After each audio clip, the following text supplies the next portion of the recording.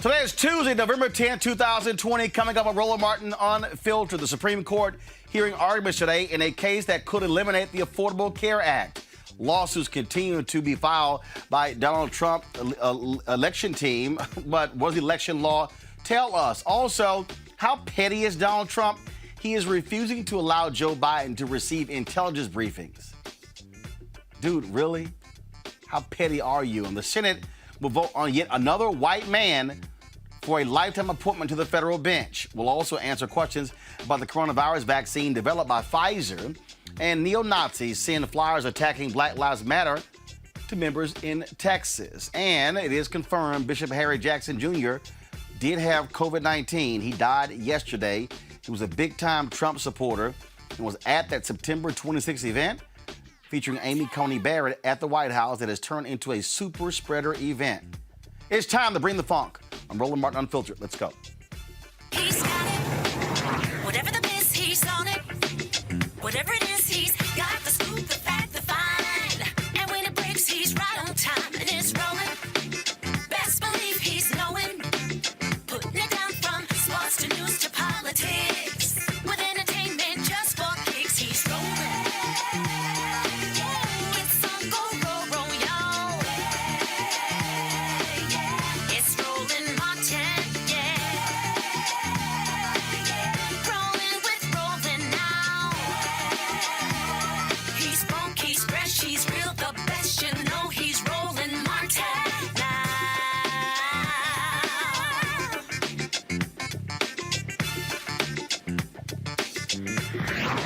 Martin! All right, folks, today the Supreme Court heard oral arguments in a case that could very well invalidate the Affordable Care Act. Now, during those arguments, Chief Justice John Roberts and Justice Brett Kavanaugh suggested that the court may cast aside the individual mandate while leaving the rest standing.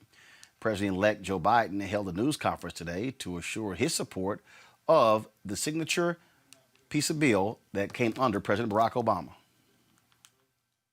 I promise you this, beginning on January 20th, the Vice President-elect Harris and I, we're going to do everything in our power to ease the burden of health care on you and your families. I promise you that. As I said, I will protect your health care like as with my own family. And we've been, unfortunately, significant consumers of health care. That starts by building on the Affordable Care Act, with the dramatic expansion of health care coverage and bold steps to lower health care costs. My transition team will soon be starting its work to flesh out the details so that we can hit the ground running, tackling costs, increasing access, lowering the price of prescription drugs. Families are reeling right now, particularly the reporters in this room and others listening. You've interviewed a lot of these people around the country as you've gone all over the world, all over the country.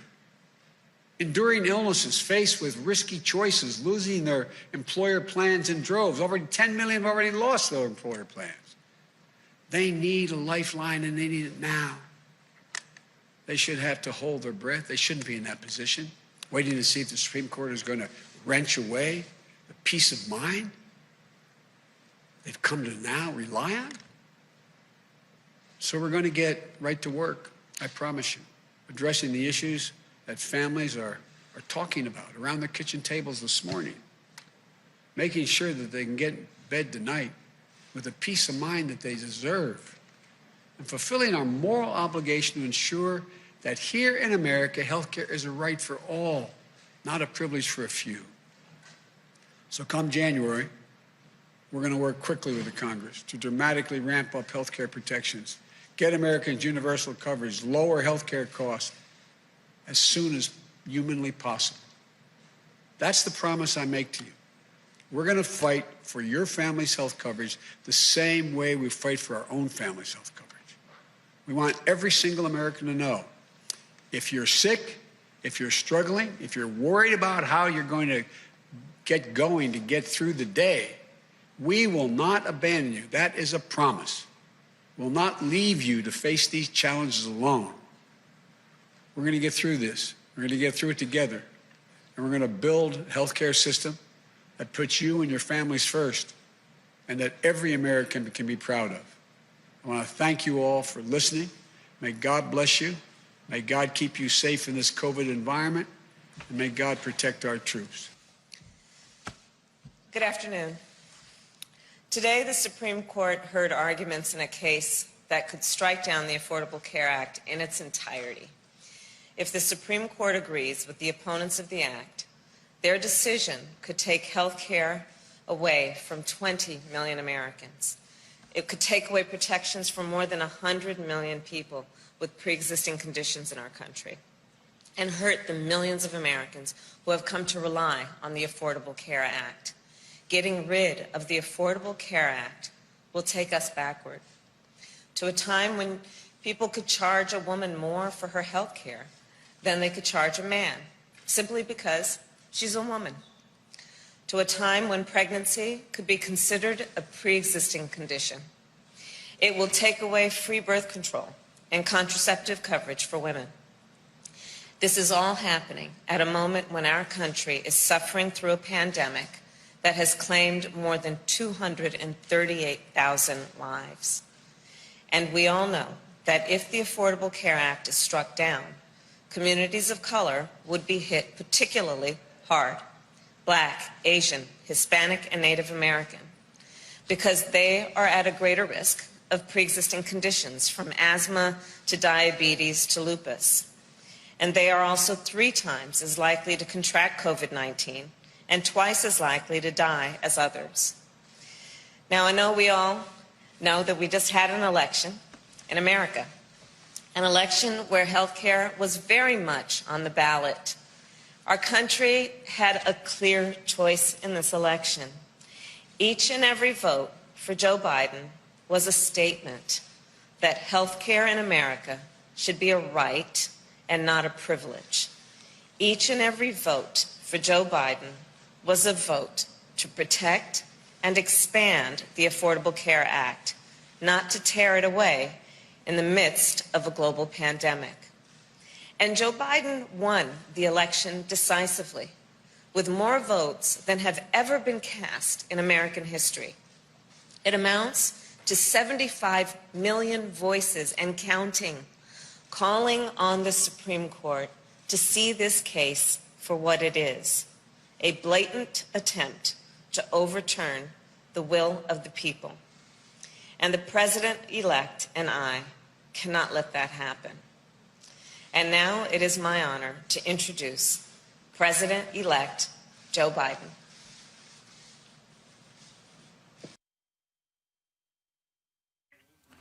All right, folks, joining me right now is Dr. Leon McDougall, president of the National Medical Association, and Dr. Patrice Harris. She's president of the American Medical Association. Dr. Harris, I want to start with you. The Supreme Court arguments were quite interesting because some justices basically said that, hey, Congress, you want us to do your work and overturn this. That's not really what our job is. Your assessment of today's oral arguments from the Supreme Court. Roland, first of all, thank you for having me on. And we have had a transition at the AMA. I am now immediate past president, but so honored to be on your show and to talk about this very important topic. We know that the Affordable Care Act has been instrumental in millions, as President-elect Harris said, gaining coverage.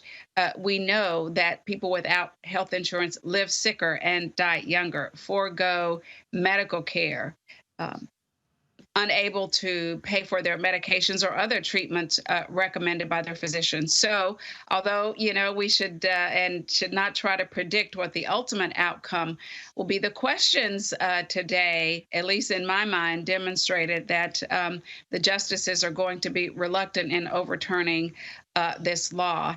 But we will have to see. But that is one reason this gains in coverage for the uninsured and all of the protections. And as you know, Roland, I am a psychiatrist, and so many more people have been able to gain access to mental health care, care for substance use disorders because of the Affordable Care Act. That's why the AMA filed an amicus brief. So based on the questions today, it looks like it will be upheld.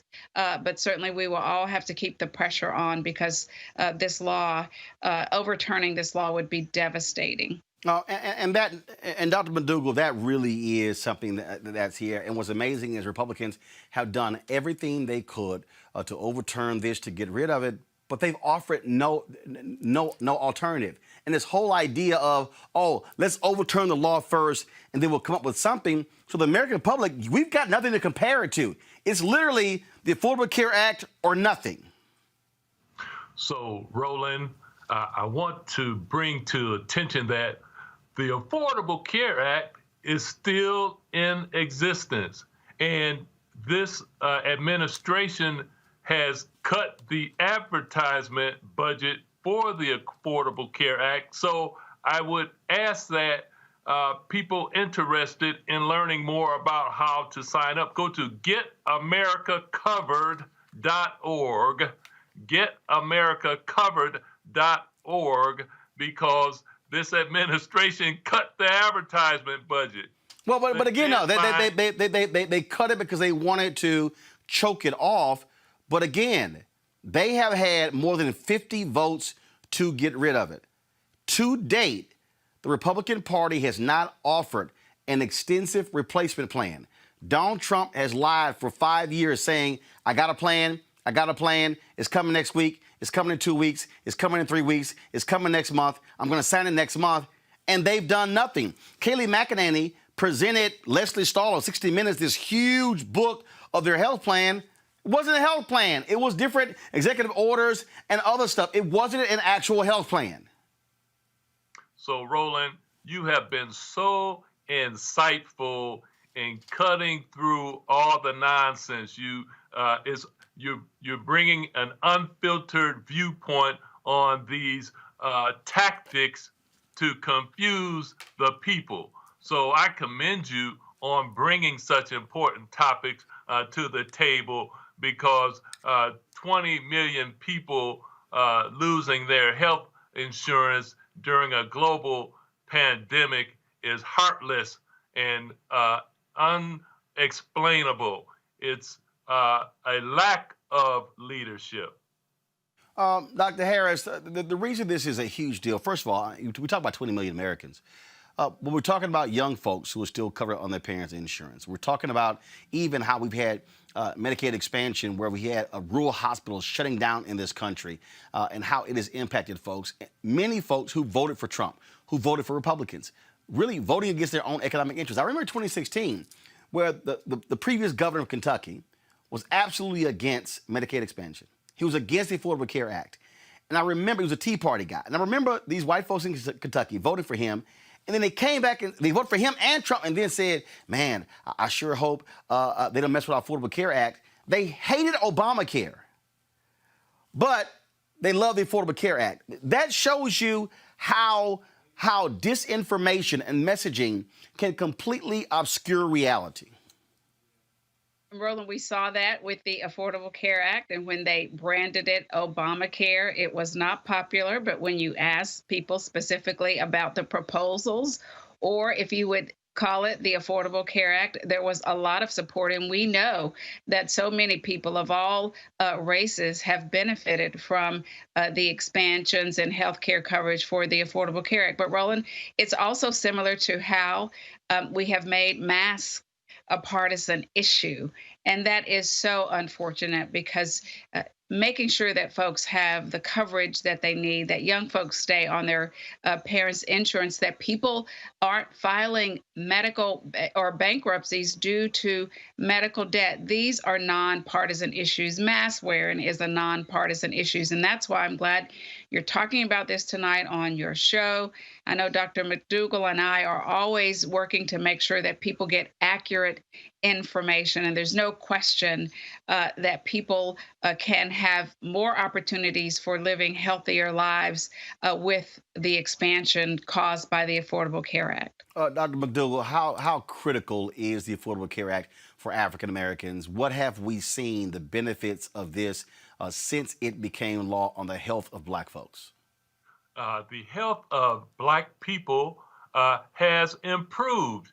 And I'm going to point out another issue. So what states haven't adopted the Affordable Care Act? So states that we live in, Mississippi, Georgia, Florida, Texas, North Carolina, Tennessee.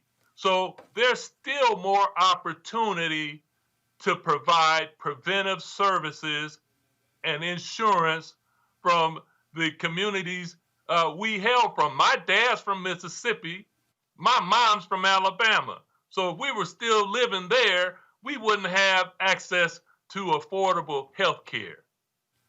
The thing that really jumps out at me here, Dr. Harris, is that in 2004, I filed for bankruptcy due to having massive health care costs. More than 60% of Americans who file for bankruptcy, they file because of health-related issues. And the Affordable Care Act, once it was passed, led to a dramatic decrease in health-related bankruptcy filings because you were covered and pre-existing conditions were always covered, and the insurance companies could not screw you over and drop you because of it. And that's so important. We do talk about certainly our health, but our economic health is important. And you raised the point about the number of bankruptcies caused by medical debt. And we saw those decrease dramatically after the enactment of the Affordable Care Act. And by the way, we all know there is some synergy when you're talking about your financial health as well as your overall health. And so clearly we made such gains regarding health, regarding our economic health with the Affordable Care Act. And I'm so glad you raised that issue. Oh, Dr. McDougall, final comment for you. Dr. Harris brings up an excellent point. And so speaking to that, so if that goes away, 135 million people in the U.S. have pre-existing illnesses. So it's a free-for-all. There's no safety net. It really causes a wild, wild west as far as insurance is concerned, and that's tragic. All right. Dr. McDougall, who leads the National Medical Association, Dr. Harris, who leads the American Medical Association, we appreciate both of you. Thank you so very much for joining us. Thank you. All right, folks, and I want to go to our panel. Joining us right now, Dr. Julianne Malveaux, President Emerita, Bennett College, also an economist, Kelly Bethea, communication strategist, Joseph Pinion, Republican strategist and political commentator. Joseph, I want to start with you. More than 50 votes. Votes, votes, votes. Donald Trump keeps promising, I got a plan, got a plan, got a plan, got a plan, got a plan, got a plan, got a plan. Ain't seen it. Haven't seen it. Republicans keep saying they got a plan. Where is it? And so here's the deal. If you're the American public, I might want to be able to see a plan before I really know what you're trying to do. They want to kill it and have nothing to offer for it. Look, here's the truth. Obviously, President Trump has been in office for the better part of 4 years now. We had the initial push when President Trump first took office. We had fat repeal, skinny repeal, Graham-Cassidy repeal. None of the repeals did any of the things the Republicans were actually opposed to the Affordable Care Act in the first place, which was to try to lower the premium costs while at the same time trying to hopefully increase the breadth of coverage. So I think to your point, it is with merit. That obviously voters should be allowed to see plans before they're asked to go into a voting booth and act in blind trust. So I think that is a strong argument to make. I think the reality that we face in American politics today is that people say, vote for me today and I'll show you the plan tomorrow. And I think that is a bipartisan problem that we see in American politics today. But to your point, when it comes to the issue of health care, particularly on the backside of a global pandemic, or perhaps in the midst of a global pandemic, because we're still dealing with the impacts of COVID today as rates go up, there are precipitously higher numbers of individuals who are going to have pre-existing conditions. And the word of President Trump, or the word of any president, that don't worry, we'll take care of you, clearly at this point is no longer sufficient. I mean, Julianne, here's what's just laughable about this here. Donald Trump has given interviews to numerous people. Chris Wallace, in 2 weeks. I'll be signing in 2 weeks. Stephanopoulos, it'll be next week. Just lying. Just straight up lying. And then during the debates, he's like, oh, no, I got a health plan. We kill the individual mandate. That's it? That's your plan? I mean, he's a liar. He's presented nothing at all. Well, my grandmother used to say, why tell the truth when a lie will do? And there it is. He's been lying since he's been in office. They've documented more than 20,000 lies that he's told. But this is probably one of the most pernicious because he keeps saying he has a plan. We haven't seen it. If there's a plan, it should have been put in legislative form, presented to the Congress and to the Senate, and passed as legislation. We haven't seen that. I don't know what Avar, the HHS secretary, does. But he certainly, that might be where plan would germinate from, but he certainly hasn't said anything. And so in the middle of this COVID crisis, you have to argue that health care is necessary. No one has said whether having COVID, which now more than 20 million people have had, 230,000 people dying, is COVID going to be a pre-existing condition? I mean, this man has been a joke for the better part of 4 years, and he remains a joke. And the only hope we have here is that those Supreme Court justices, the three, Barrett, Roberts, and the other one. Alito. You got Kavanaugh, Roberts, Alito. You got Clarence Thomas as well. And you got Gorsuch. So it looks like this thing may actually survive. I mean, I love what Robert said, about that's not our job. The truth is that if the Republicans want to get rid of the Affordable Care Act that badly, they need to come up with legislation that provides a solution. But they've had time. They haven't done it. They don't know how to do it, quite frankly. And there we have it. However, they say you get born all night and joy comes in the morning. I think that President-elect Biden is going to be time enough for them around this health issue. Kelly, Bob Lyons here. The Republicans have no plan. And what gets me is all these broke-ass white folks running after them, voting for them. And I'm going, if there's probably the most important issue facing you, yeah, it's going to be health care. I mean, you can sit there and be concerned all you want to about abortion. You can be concerned all you want to about the Second Amendment and your gun. But if your ass stroke out, that don't mean a damn thing. You might want to have a health care plan other than relying on the emergency room. And that's what a lot of people, especially that demographic that you just described, have to go through if anything happens to them. If they so much as sneeze and they don't have health insurance, they have to go to the emergency room. But bottom line is, for these people who are so against Obamacare, but are so for, constitutional rights and, tradition, et cetera, you cannot even exercise your right to life, liberty, and the pursuit of happiness if you're dead. And what the ACA does is protect you, essentially, from death. And it also helps you exercise your right to life, liberty, and the pursuit of happiness, because it helps preserve your health. So it is incredibly frustrating to me for the people who actually need it the most not see that point, but also on the Republican end, the people who are supposed to know all of these points, they should also know that their job is to legislate. Legislate meaning make law. They are trying to put that onus onto a body of government that is not designed to make law. And what you heard in Justice Roberts' comments today is frustration. Once again, they are coming to the court basically make up this law for us because we can't do it on our own. But the problem is they can't do it on their own because they're wrong. You cannot just take out a safety net for millions of Americans without a backup plan, especially in the middle of a pandemic, especially when most of your base is relying on said safety net being Obamacare. So they just aren't, the cognitive dissonance is just right there. And it's incredibly frustrating to everybody involved, even the Republicans for not getting what they want out of the court.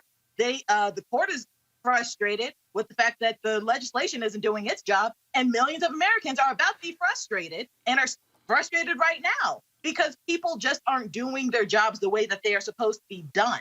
And it's all because the word Obama is in one of their basic rights. Let me just be real. I don't think it's because the word Obama was Yes, in it the is, bid, Joseph. I think Joseph, yeah, it's not. Joseph, I think, Joseph. I mean, hold on. Joseph, hold up. I know Joseph. what you're going to say. No. Look, Wait, hold on. So, Joseph, what am I going to say? You're going to say that there are plenty of people across this country, well documented, who are in favor of the Affordable No, that's Care not what I was going to say. That's not what I was going to say. No, what I was going to no, Joseph, that's not what I was going to say. What I was going to say is this here. Let me explain to people where the phrase Obamacare originated from. There were focus groups that were done by the Republicans to figure out how to oppose the Affordable Care Act. So, for instance, there used to be a thing called the estate tax. Republicans, folks like Frank Luntz, did focus groups, and they said, let's not call it the estate tax, let's call it the death tax. Right, but Republicans aren't the only ones that run focus groups. No. Follow me here. But it was Republicans who specifically had the focus groups to figure out how can we change the language, the narrative on the Affordable Care Act. So what did they do? They settled on Obamacare. And what they decided is that if we put Obama's name in it, it doesn't matter what the bill is. This is what it's going to come down to, which is why I was one of the people, because Democrats were like, oh, sure, Obama cares. I was like, no, y'all are actually grabbing their disinformation and weaponizing it against yourself. That's why when you can go on the streets and ask people, it happened in Kentucky, Joseph. They said, do you support, they asked them, do you support or oppose Obamacare? Oh, I'm against Obamacare. Do you support the Affordable Care Act? Oh, I love it. It's the same thing. The word Obama is the key word. You have to understand, first of all, anytime you say the word Obama, you're going to have at least 65 to 70% of Republicans opposed to And that's why they did it. Right, but you're missing the point. There's two separate issues. There are the principled reasons why people are opposed to the Affordable Care Act, and then there are the political tactics that are being leveraged to make sure that it actually is either A, undermined, or B, didn't come into fruition. Obviously, they weren't able to stop it from coming into fruition because they did not have the political power to do it. But subsequent to that, again, if you want to talk about things like getting rid of the actual individual mandate, I mean, the irony here is that Republicans in many ways have been hustling backwards. Because they were actually able to strike down the portion of the law that inevitably would have deemed the law perhaps unconstitutional. And now they're back at the courts pleading for, as you have said, for the courts to do their job when they have not proposed any solution. So, look, I think we could get stuck in a healthcare loop all day. I think at the end of the day, what most Americans want is to be able to make sure that they don't actually have to go bankrupt because they get sick. I think that's what people across the political spectrum want. The issue becomes, what is the mechanism that's going to allow people to do that? No, actually, there's no issue because the Republican Party has not offered a single alternative. They have not put forth. They haven't put forth a single plan. That's not entirely true. I think there have been plans that have been put forward. They haven't actually passed them. They haven't actually leveraged political capital. Hold up, Joseph. When I say put forth a plan, that means pass it. Republicans control the United States Senate, right? Yeah, they have the majority. At any point in the last 4 years, in the last 6 years. That's my question. At any point, Joseph, answer the question. Just answer the question. At any point in the last 6 years, Joseph, let me finish. Joseph, at any point in the last 6 years, has the Republican Party put a plan on the table and voted in the United States Senate at any point? Yes. When? Are you serious? We didn't sit there when we had to have actual Senator where the late great Senator McCain is sitting there with his thumb down, and we've got people. No. See, Joseph, you're wrong. That vote was to repeal the Affordable Care Act. That's not what I said. What I said is, Joseph, repealing the Affordable Care Act and passing your own health plan are two different things. So right before he turned his thumb down, he didn't actually go. There was not a vote for Senator Graham and Senator Cassidy to pass health care. That didn't happen. I made this up. It's a figment of my imagination. Joseph, has the Republican Party passed They didn't pass it. Of course they haven't passed it. We wouldn't be here having the conversation that had been passed. That wasn't the point. And I think I started this entire segment by saying that there has had ample time to propose solutions, and they have failed to do it. That wasn't my point. The point that I was trying to make was that at some point we have to accept the fact that there are actual principled reasons why people were opposed to the Affordable Care Act, which are separate from the fact that people just hated everything Obama liked. Which, to be clear, and I agree with you there. Yeah. Just absolutely. I'm not saying that everybody opposes ACA because it says Obama. What I'm saying is a lot of people oppose ACA because it says Obama. A lot of people. Without question. Out those who have a rationale behind ACA being into play. But even still, like Roland is saying, they have not really offered an alternative. If anything, the reason why the ACA was upheld by SCOTUS is because of the individual mandate saying that it was a tax. And Republicans said, okay, it's not a tax anymore. So, but that was years ago. So basically, they just brought their solution to ACA to the court because that was the whole reason that SCOTUS said this is on y'all, because the tax part is a legislative issue. Well, legislature, Republican at that, fixed that issue, but they still want to bring it to court because they don't want to do their job like my original point was and actually legislate it out of law. 100%. The same so they can do their job for them. Let me jump in here for just a minute, folks. There was a Republican majority in the House and in the Senate. This could have been done. They are devoid of ideas. They're devoid of ideas. They're devoid of creativity. And many of them don't believe that people should have health care. I mean, notwithstanding the fact that, as Roland said earlier, 60% of bankruptcy have to do with medical debt, notwithstanding the fact that COVID is hitting us very hard, they don't think that people should have health care. They're more interested in the insurance companies than in people. They're more interested in basically profit than in people. And so, Joseph, you can go around the mulberry bush if you want to about about whatever you said. You said it 3 times, so that made me forget.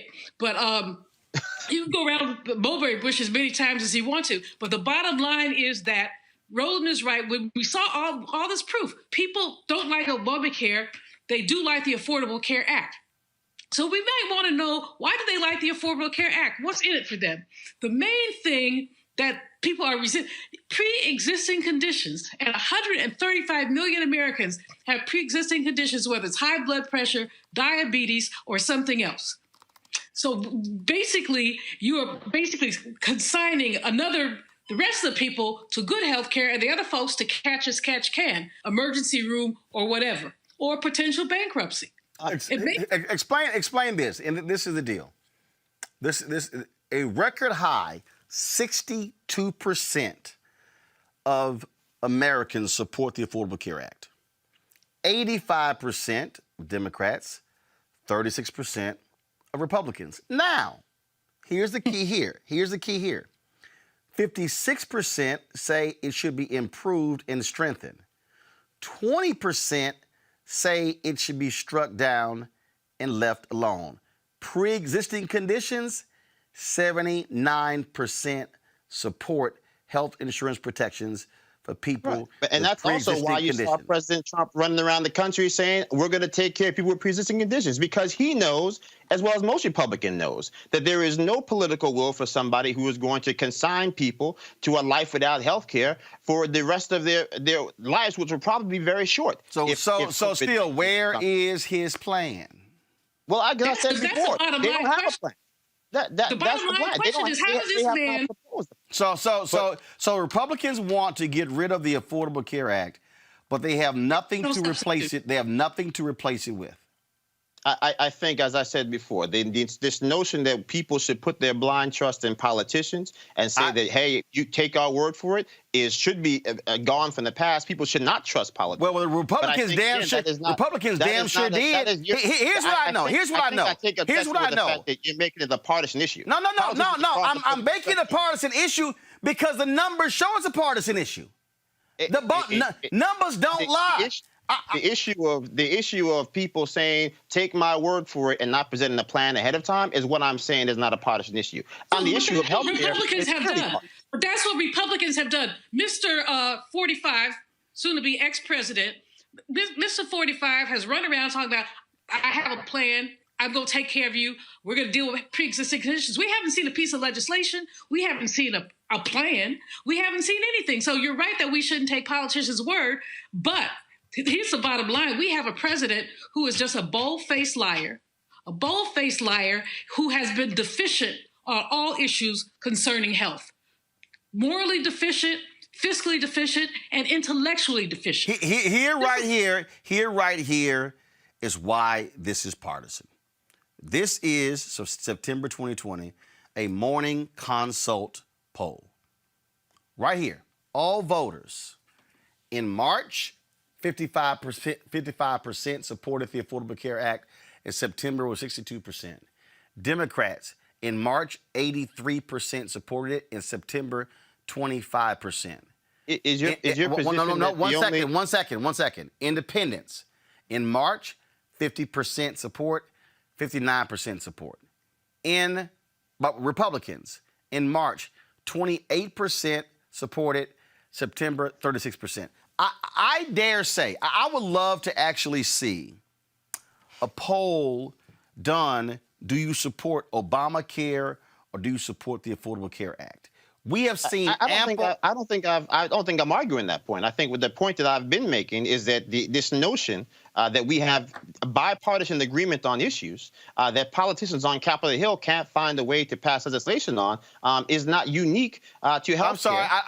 Hold on, Joseph. Who made that point? I made that point. That's the point I've been making. Okay, but duh. I mean, we obviously know we're in fractured times. But the point I'm still making is this here. Republicans can oppose the Affordable Care Act all day. Look, majority of Americans, a supermajority of Americans, support it. Support it. So if they support it, why are they so hell-bent on trying to get rid of something that 62% of Americans say, I like?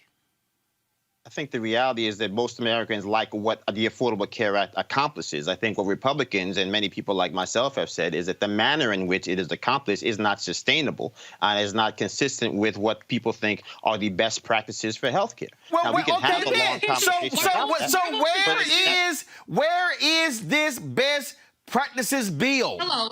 Where is it? You'd have to ask the president that, as I've said now for the fourth time. I can't. Look. This is real basic for me. This is real basic for me. This is real basic for me. If you tell me, look, man, the food, it ain't so good. I'd cook that food better. Okay.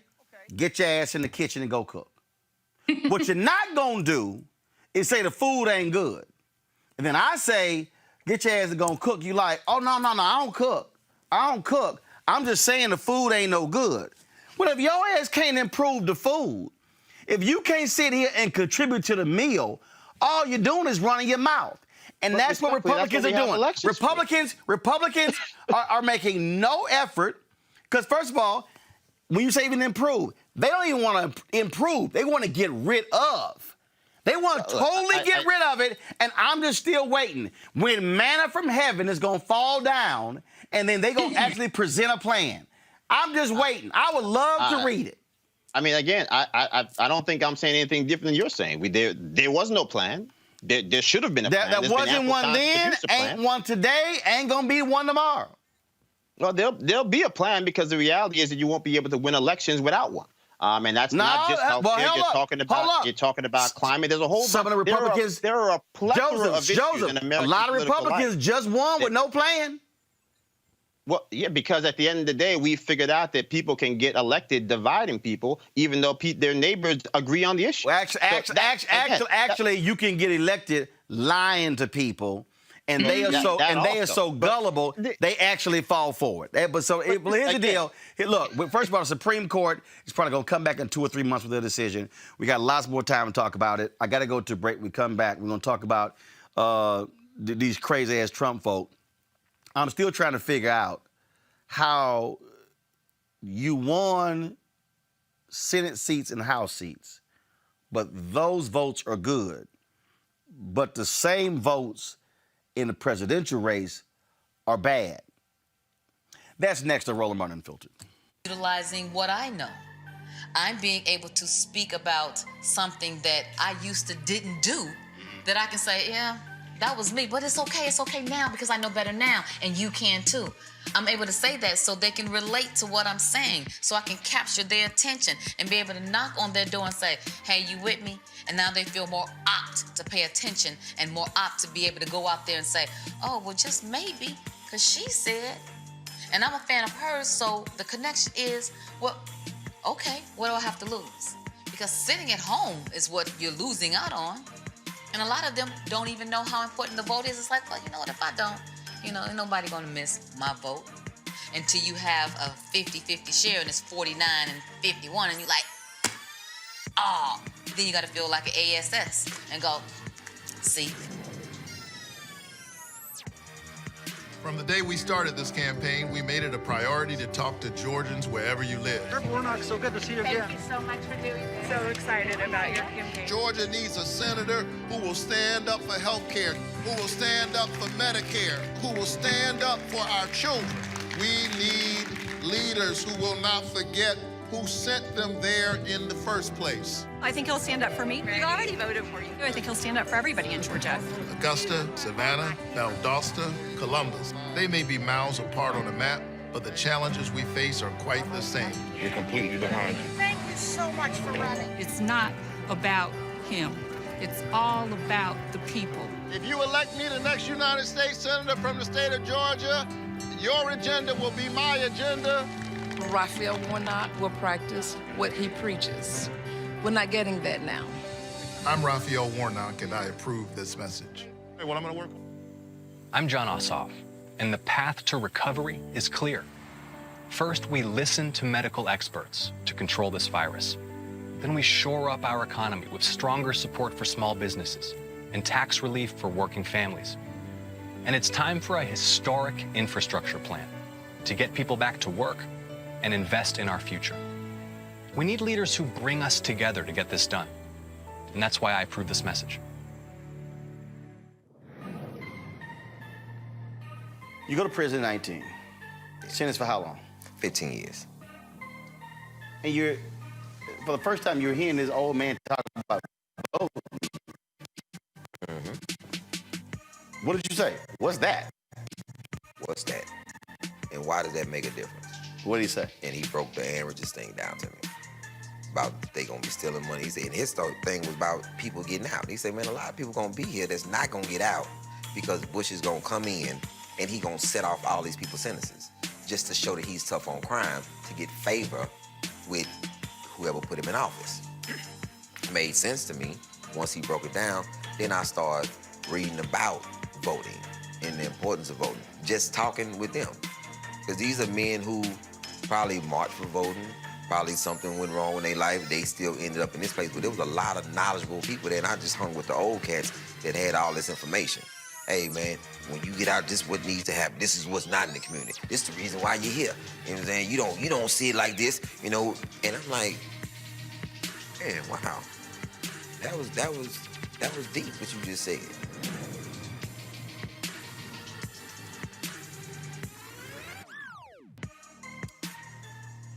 The Republican Party and Donald Trump, boy, they are really stuck on stupid, y'all. They are losing their mind. They are alleging just voter fraud everywhere. Do y'all want to see stupid? I'm going to show y'all stupid. Kim Klacik, the clueless child running for who ran against Kweisi Mfume, who got dusted. And when I say dusted, she got dusted, y'all. She lost 75% to 25%. Do y'all know that her ass literally sent a tweet out saying that, oh my goodness, I'm going to appeal. I'm going to appeal my race because surely that's why I lost because of voter fraud. Boo. You ain't lose because voter fraud. You lost because you a fraud. In fact, y'all, look at this dumbass tweet. She said, first of all, Trump tweeted, he quoted some pollster in Britain. She goes, agreed, I beat my opponent on day of and in-person early voting along with absentee. However, 97,000 mail-in ballots were found in his favor. Luckily, we raised enough money to investigate.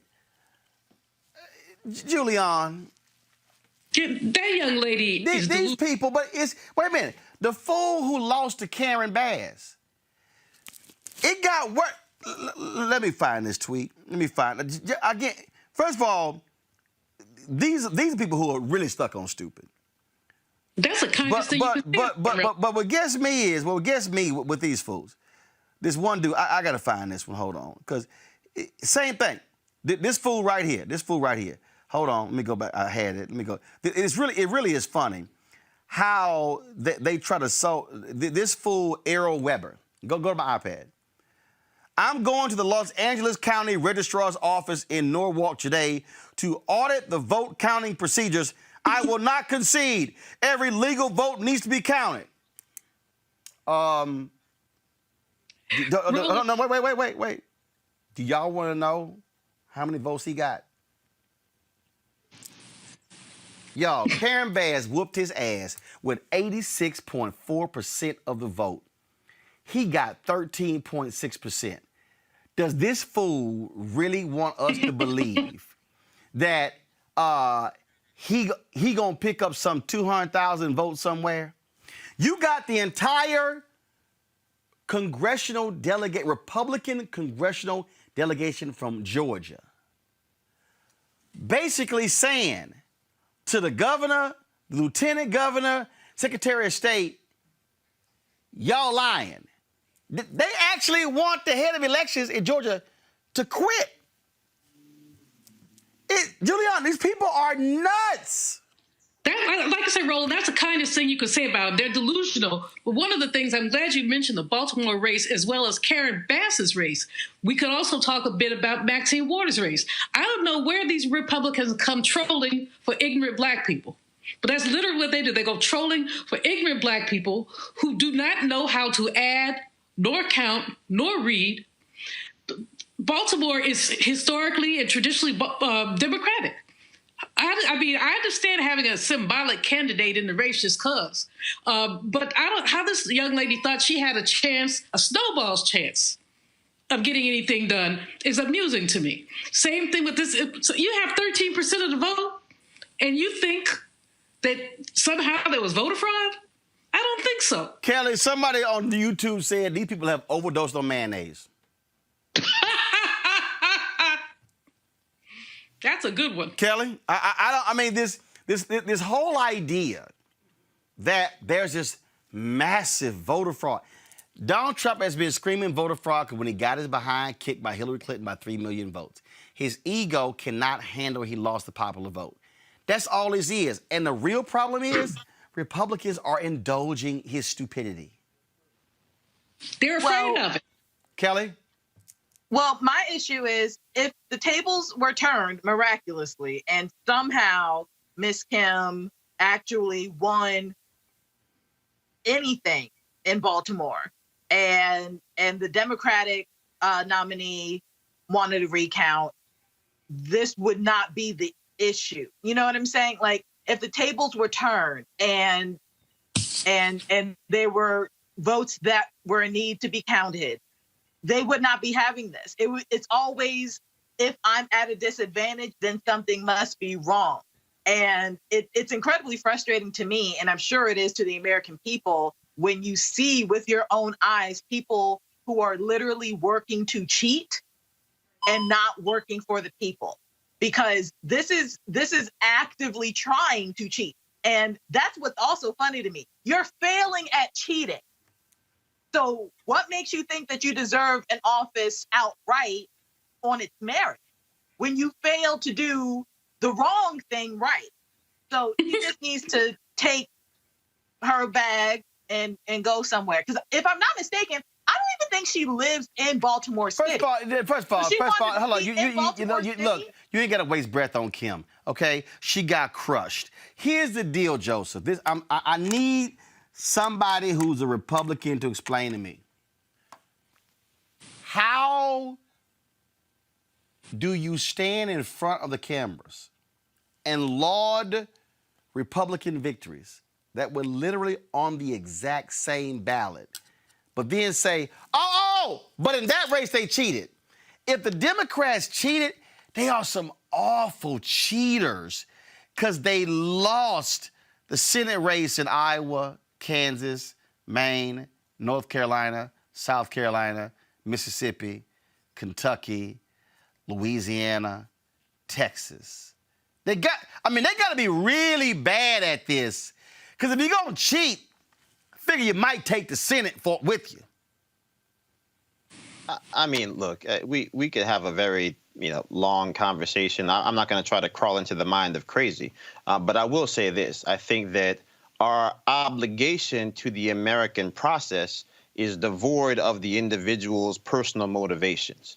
And so we have an obligation to count the votes, which is what's happening. And if people want to avail themselves of the court process, that is their constitutional right. And ultimately, that is not a betrayal of the process. It actually makes the process stronger because, as my grandfather told me at a young age, the only thing better than taking a man's money is making them count it before he gives it to you. So, look, if people think that there is fraud, we should find out about it. There's no evidence of that. None. And again, none, the process, zero, zilch. Look, none. To be clear, again. Wait, Julian, wait. Robert, finish. Yeah, so, I think at the end of the day, look, here's the truth.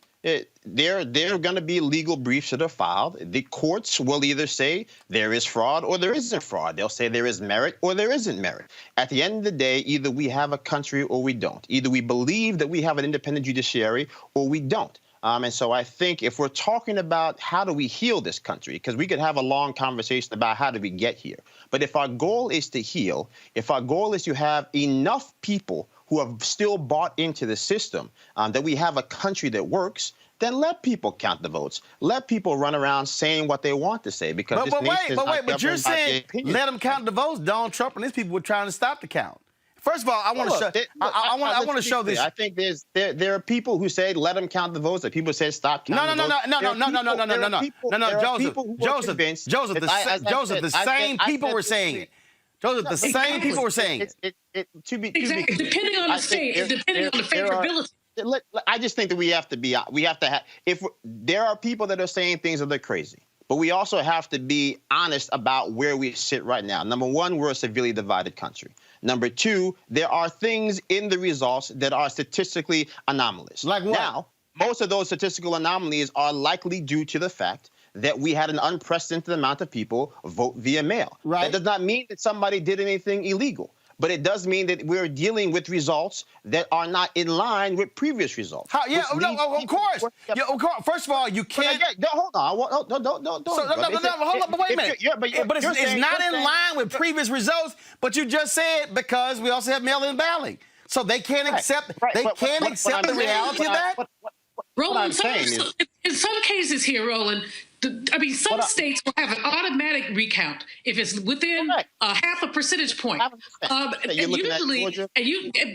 you have large margins. You have tens of thousands of votes. Arizona probably should have a recount. It's only 14,000 votes separating the two candidates. But Michigan should not have a recount because basically there's so many votes, there's so much of a lead that it's not going to make a difference. You can count till the cows come home.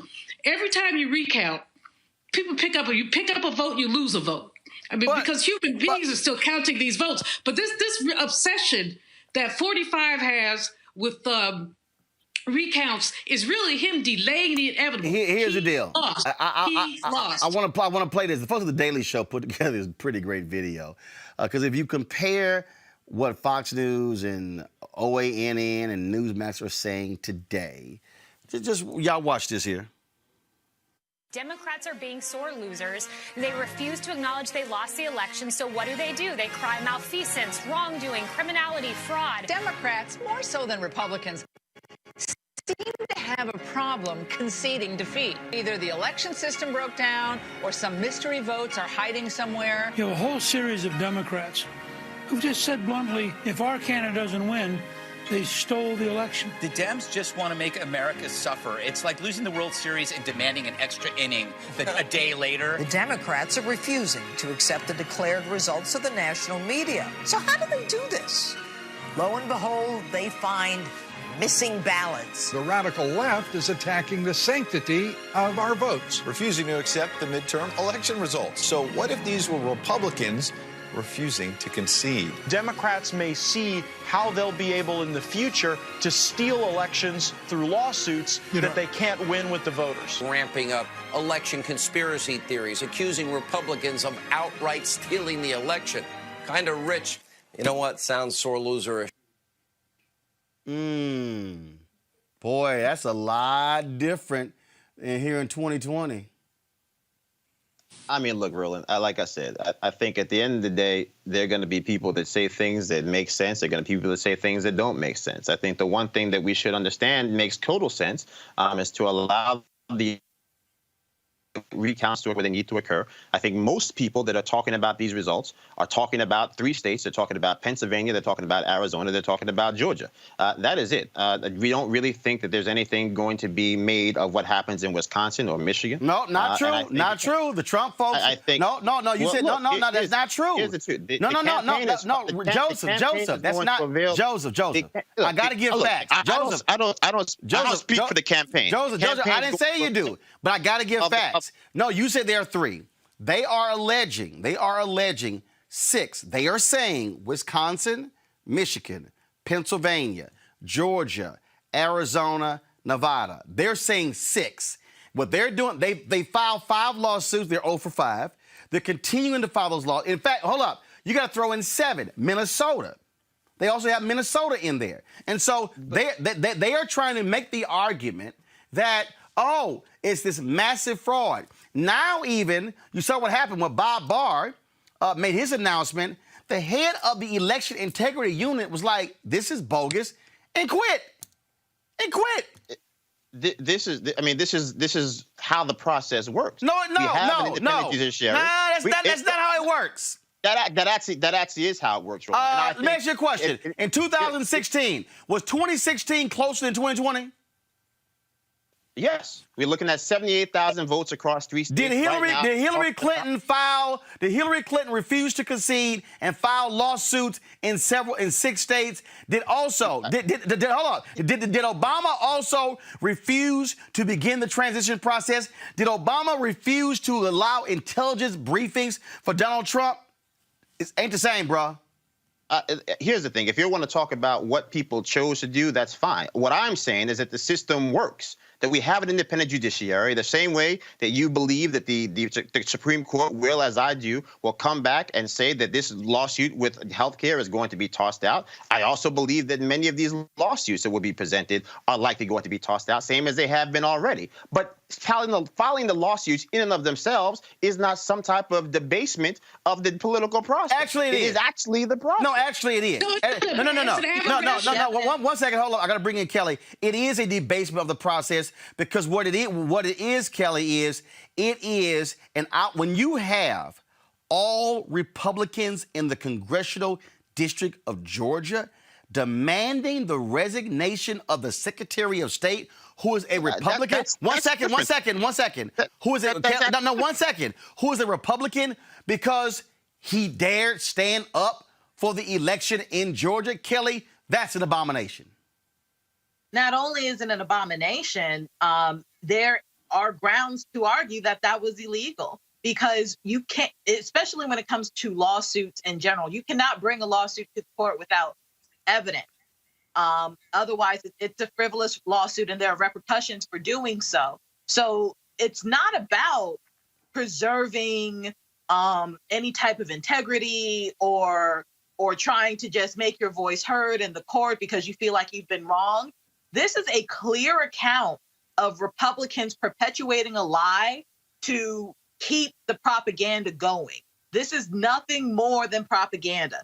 This is nothing more than trying to substantiate a lie because they are literally putting the cart before the horse. I know a lot of people have been saying that, but that's literally what this is. You have a cart without anything to drag it, and you're trying to find something to drag, and there is nothing there. There is nothing here to substantiate these claims. There's nothing here to purport that the lies that they're saying are even remotely true. They are literally only doing this to basically make themselves feel good and to make their lies feel more legitimate, even though they're not legitimate at all. The other thing they're doing is undermining our democratic system. That's what they're doing. So you end up, we've had 70 million votes for 45, 75 million votes for President-elect Biden. This is an unprecedented turnout in the United States because people basically work very hard to get every vote out there. Folks like Latasha Brown, Black Votes Matter, and others basically work very hard to get the votes out there. But if people believe that the system is flawed, if they believe that their votes do not count, I hesitate to think about what we'll look at in 2022 or 2024. And if people really believe that there's that much fraud, then they may be discouraged. And that's what 45 has been counting on the whole time. He started talking fraud in April, and he's been talking every time he opens his mouth. Ray Charles can see through this. If he basically says, if he basically says the only way the election is fair is if I win, that lets you know what's wrong. And that's why. And here's what I'm noticing, Joseph. Here's what I'm noticing. This was just very weird. Again, I just think this is just very weird. They're filing lawsuits in the same races where Republicans won. Do you see Democrats filing lawsuits saying, hey, it's voter fraud we lost in South Carolina? It's voter fraud that we lost in Iowa. It's voter fraud that we lost in Maine. It has to be. The Republicans are literally saying it's voter fraud that we won here, but on the exact same ballot, they fraudulent ballots. Here's what I'll... And when I say Republicans, I mean president, whole administration, senators, House members, state officials, the entire Republican apparatus. Very few Republicans have actually said, congratulations, Vice President-elect Joe Biden.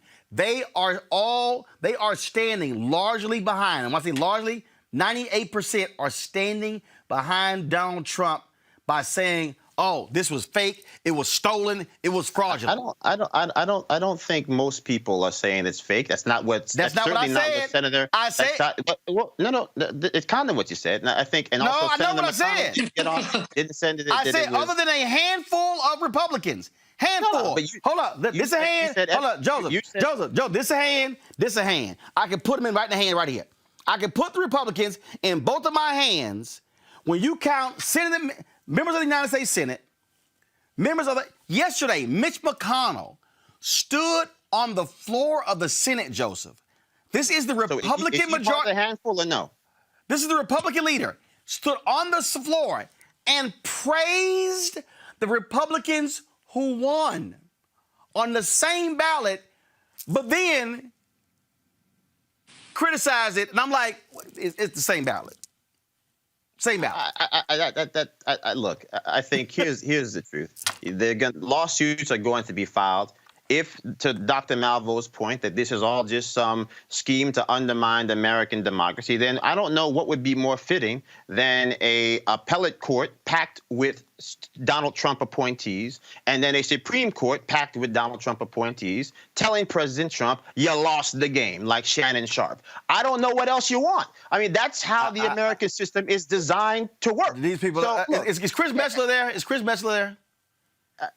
I think okay, that's y'all, what, hold on one second. Let me bring in Chris Metzler, constitutional law professor. Chris, seriously, I mean, look, you're Republican. Can you provide some common sense to what Republicans are doing? These Senate Republicans, these House Republicans, what Trump are doing? Any common sense whatsoever? Well, first of all, from a pure legal standpoint, the cases that have been filed so far have no merit, period. And the courts have said that. Look, you cannot simply come into court and say voter suppression, wide-scale cheating without evidence. Where's the evidence? And in addition to which, you cannot simply say in the same court, stop counting the ballots, and in the same court say, you're not counting fast enough. Which is it? You cannot, in Michigan, file a case and the case is dismissed because you failed to attach the proper paperwork. Look, I agree, you have the right to file whatever it is that you want to file, but there has to be evidence. You cannot say, as the head of the RNC, when asked, where is the evidence? And she says, give us time to develop the evidence. As a lawyer, if I went into court and did that, they'll pull my bar card. You can't do that. So what I'm not understanding is, if there is all of this evidence, where is it? To the extent that it exists, present it. To the extent that you have contradictory arguments, that's not going to work. And that I don't get it. I've read the briefs, I've read the pleadings, and at this point, I don't understand what's going on here. And Chris, in looking at this, again, what makes this worse is when you have individuals who know better. And what is it? Are they so deathly afraid of his tweets? Are they so afraid that his cult is going to come after them like the Purge and rip their hearts out and cut their cut their guts out? Is that what's going on here, Chris? I mean, again, to watch McConnell stand there and praise Republican victories, but then cast doubt on us in the presidential race like he wasn't on the same ballot. Well, so here's the thing. There is some conversation about whether or not the president's going to, say, okay, enough, but I'm going to run again in 2024. So here's the concern. The concern, if that is in fact true, is Republicans believe that they will need his base to win again. And as a result of that, they're afraid of what's going to come down the pike. And that's part of the reality in terms of the discussion. Look, from my perspective, and strictly, again, from a legal perspective, if you're going to sue, that's fine. You can sue, but you got to have evidence. This is a toxic mix of law and politics that ultimately I don't think bodes well. Joseph, go ahead. No, I mean, look, I agree with much of what the doctor has said. I think, again, as I started off in the beginning, there is no evidence that there is widespread fraud. And to the extent that there is, they have to actually provide some evidence. That hasn't happened. So, look, I think to the doc's point also, this has been a widely chaotic process. When you end up at the wrong Four Seasons, you're already off to a bad start. So look, it's just, I think, again, two things can be true at the same time.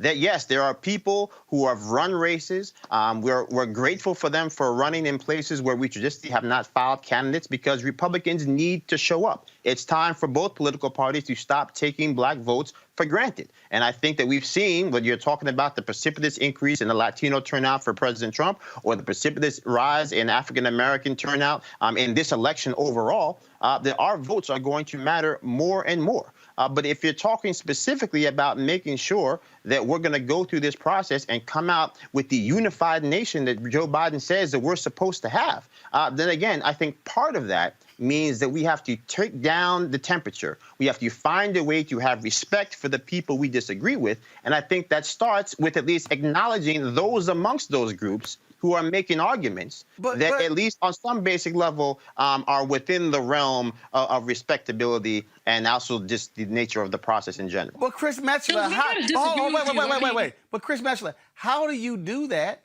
when one side from the top down is the one stirring the dissension? I'm reading, there was a Washington Post dropped this story. A Pennsylvania postal worker whose claims have been cited, it's not on my iPad, I'm reading from my phone, whose claims have been cited by top Republicans as potential evidence of widespread voting irregularities, admitted to U.S. Postal Service investigators that he fabricated the allegations. According to three officials briefed on the investigation and a statement from a House Congressional Committee. He made it up. Just to chime in Chris, here. go ahead. Hold on, Joe, I'm going to come back, but Chris, go ahead. Yeah, I mean, but this is exactly the point. You can't have any credibility with that. And if, in fact, there's this thing called vetting that for some reason, we've just failed to do that right in this particular administration. And then this goes to continue to prove that. It is difficult to do that. Look, at the end of the day, when you say that it is Democrats who are making all of this up, who are doing all of these kinds of things, and you're doing the same thing that you're accusing them of Democrats of doing, how can you expect to be taken seriously? This is not the way to do this. If you got a case, bring it forward and stop with the shenanigans already. Julian, go. The thing about this, in terms of bringing the evidence, is that there is no evidence. In the postal worker story, I'm glad you mentioned that. I just saw it come across on my phone. There's another story about a blind lady who claimed that someone took her vote. These are these little incidental things. Some of these things are human error, but you're not going to turn an election on a postal worker here, a blind lady there. The fact is that, and I'll say it as often as Joseph said, makes his point. Trump lost. Trump lost. Trump lost, and it just can't get through his head. There was something in People magazine, not that I read regularly today, from Ivana Trump, who said he hates to lose and he'll do everything he can to keep from losing. So we've seen this, but even as we see this, we know that there's some flaws in the system that need to be worked out. Mail-in voting has always worked, and it always has a few little problems. We still haven't counted the overseas votes. I mean, they may not have all come in. Mr. 45 says he values the military, kind of. Well, shouldn't their votes count too? But the fact is that he doesn't value the military. He doesn't value his own constituents. And we're stuck with a situation where Joe Biden has to figure out how to make us less divided. But how could we be less divided when 70 million people, and I'm not saying they're all racist, but 70 million people voted for, frankly, a doofus? Kelly, one of the ways we are able in this country, one of the ways we're able to sort of set things aside is when we accept decisions. What you have here is Donald Trump and a party who's saying, the hell with any sense, the hell with all norms. We are rejecting all. For them, Donald Trump is literally refusing to allow intelligence briefings of Joe Biden, even though the election has been called for Joe Biden. That is, when you talk about, first of all, candidates get intelligence briefings. He's like, nah, not gonna happen. Talk about petty. This is a whole nother level. I get what Joseph is saying. I agree with one of the reasons that look, I'll never forget the video backstage, Kelly, of the inauguration when Hillary Clinton, she's standing there and she's girding herself. And she takes this really deep breath because she's about to walk through a door that she thought she was going to be walking through as president of the United States. And the fact that that woman could still go to the inauguration in her capacity as a former first lady of the United States, that says you put country over petty, over party, over person. There is nothing about Donald Trump says that he would actually have that level of integrity. Kelly, go ahead. Well, the reason that Hillary Clinton was able to do that is because she is gracious. She has integrity. She is an American. She understands what it means to be American, what it means to be a politician, what it means to be a servant to the people. Donald Trump did not come into this office with any of those values, with any of those thoughts, with any of what I just listed in mind. He came in for him. That's it. Making America great again for him. That was the caveat to his slogan that people just failed to reiterate and express outright and explicit. So it does not surprise me that Trump is doing this. It does not surprise me that Hillary Clinton had that much grace that day. I can tell you right now, I would like to think I'm a very gracious person. I can tell you right now, it couldn't be me. It could not be me, but it was her. But it will not be Trump. So what we need to do as Democrats and as Americans is to hold him as accountable as we can, given the circumstances. Because what's happening right now is that he is trying to burn everything down with him in it, if necessary, just so that Biden does not succeed. That is what it means to be a coward. That is what it means to be treasonous to this country. And honestly, at the end of the day, that's what it means to be Trump, because that is who he is. That is what he does. Nothing that is happening right now that he is doing should surprise anyone, because we've had at least 5 years, even before he became president, to just have a glimpse, a taste of what he's capable of. And now we're actually receiving it. And Chris, so we need to be ready for what happens next. Chris, I want to read this here. The Lieutenant Governor of Texas, Dan Patrick. I've known Dan for a long time, and you want to talk about an idiot? Look at this here. Dan Patrick is offering, he'll pay up to $1 million to encourage and reward those who report voter fraud. If info leads to arrest, conviction for voter fraud, expect at least $25,000, he says. It's never a good idea, Chris, to be an elected official and offer money for somebody to come and present voter fraud. It's a dumb idea.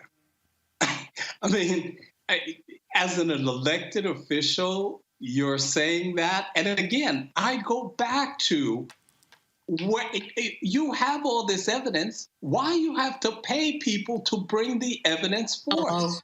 Have it or do you not have it? And as an elected official, for you to be essentially offering, a bounty, where they do that at? Joseph, it is pretty sad to see the sheer desperation of people who you thought. I mean, you look at how pathetic a Lindsey Graham is. I mean, how pathetic. I guess he went on Sean Hannity's show. I'm contributing $500,000 or something like that because we've got to get to the bottom of this voter fraud. Lindsey, sit your ass down. You won by 14 points. I mean, look, I think at the end of the day, we're spending a lot of time talking about what President Trump has, whether it's grace, lack of grace, the elected officials. I think, to me, I'm more focused on the people than the politicians.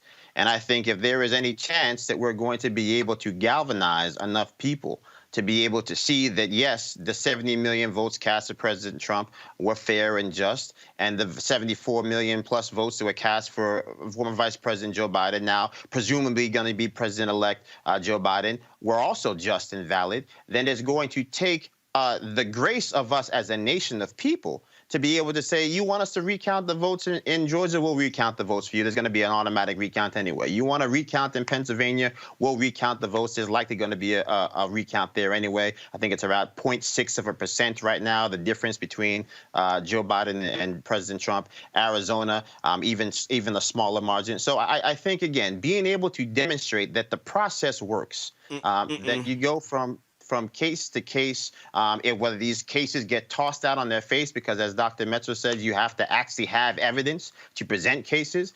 This is all a reinforcement of American democracy at its finest, even if the people who are executing the plays are not acting in the best model of American behavior. Julian, final comment on this. This is where leaders lead.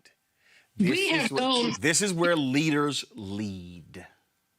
We've known since he came on the national scene as a presidential candidate in 2012, I believe, we've known that Donald Trump was not wrapped too tight.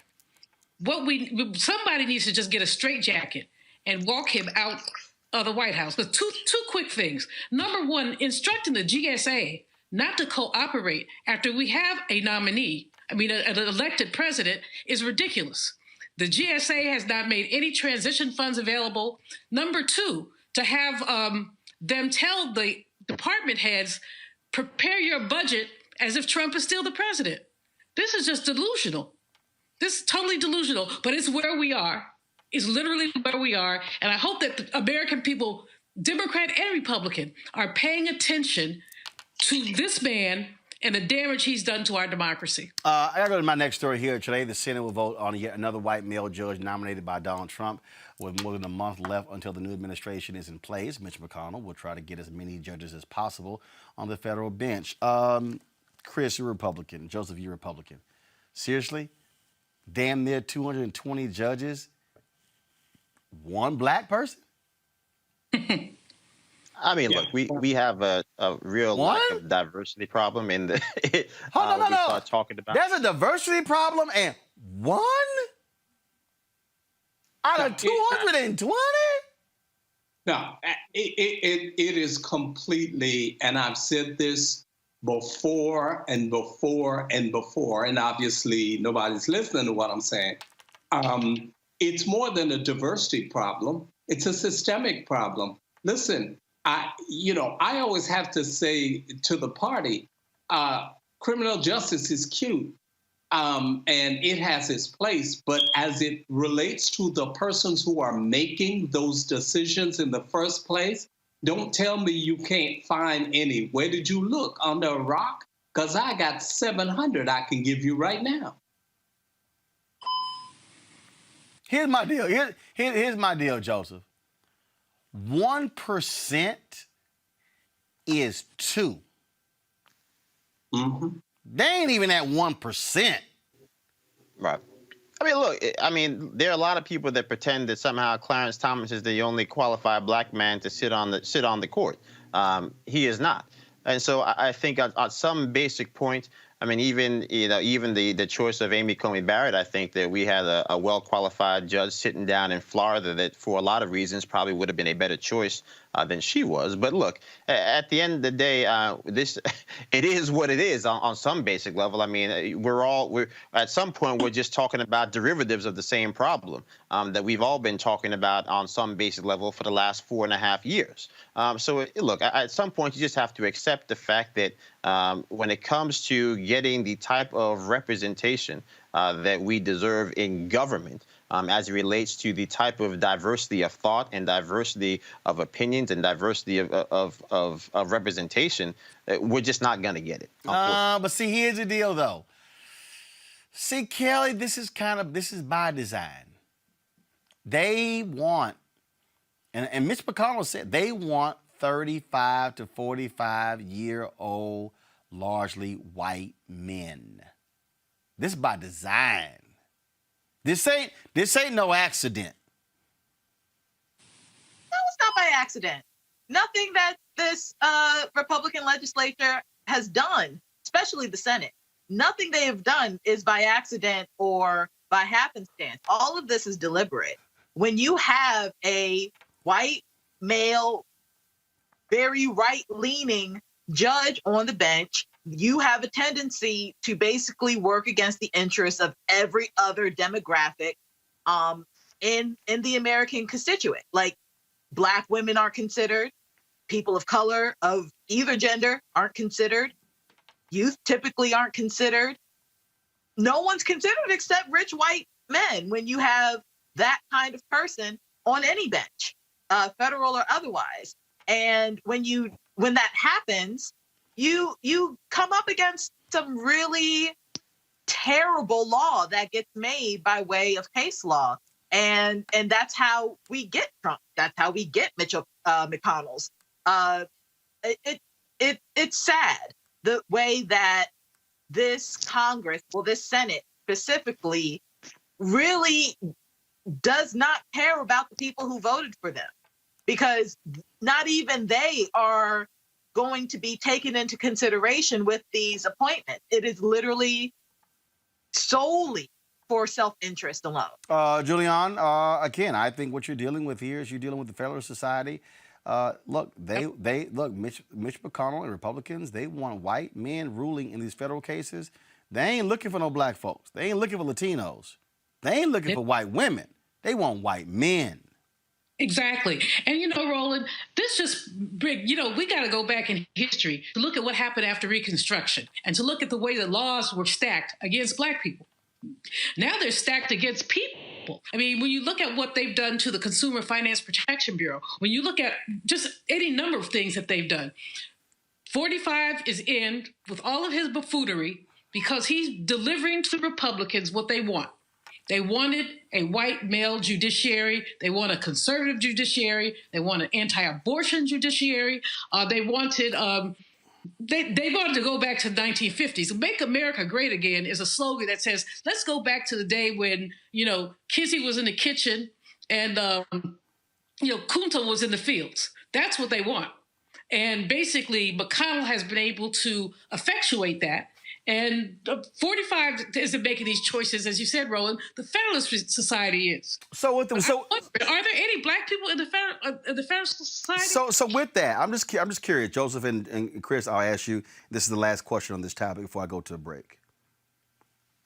Why haven't Black Republicans, as a collective, said something publicly and say, "Hey, how in the hell can we talk about the party being diverse and we want to go after Black, and you've only been able to find one Black federal judge"?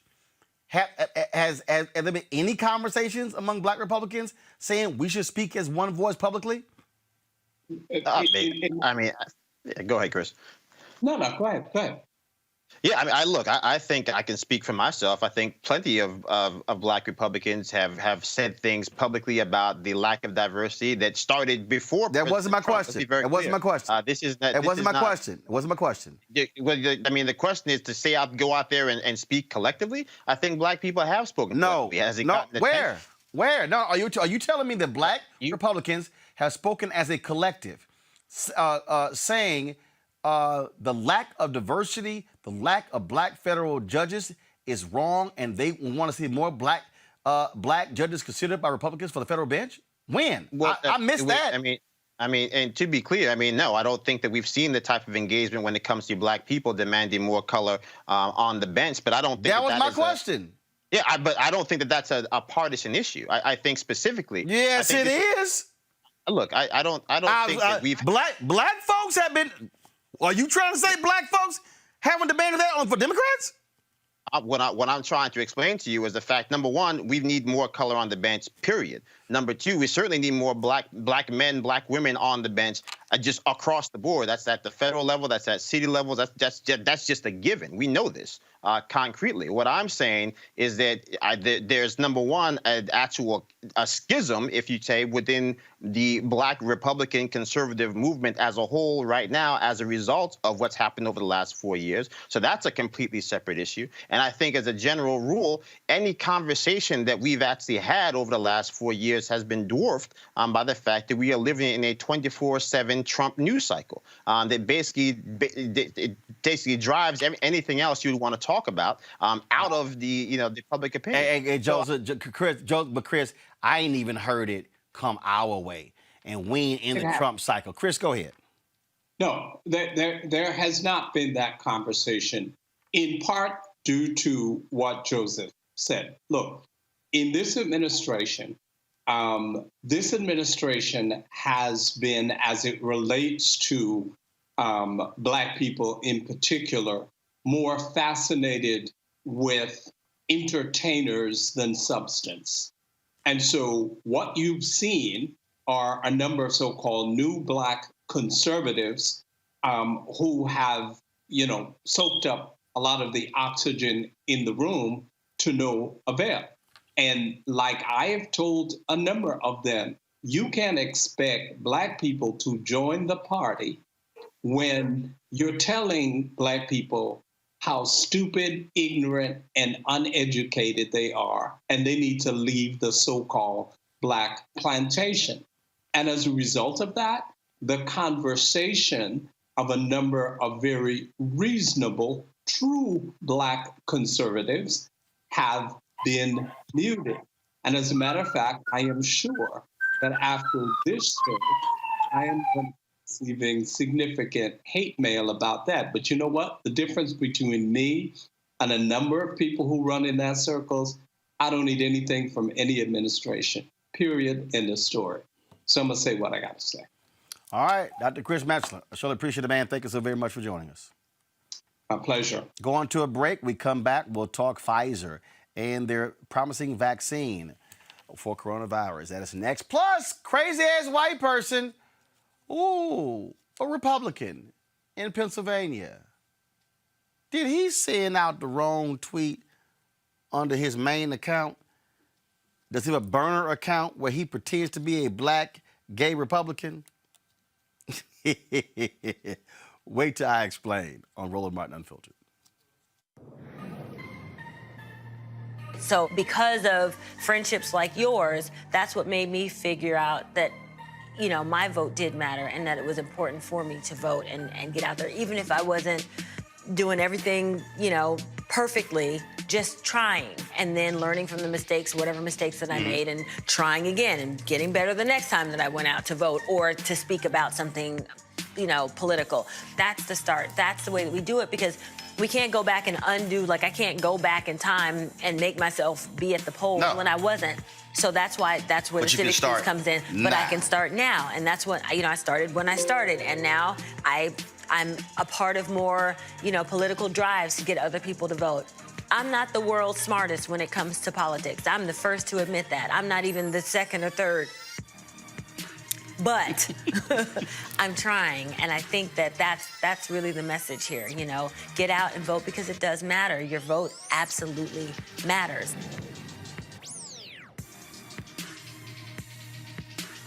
"1982, a 12-year-old is accused of stealing and dragged out of store, told he looked suspicious because his hands are in his pockets.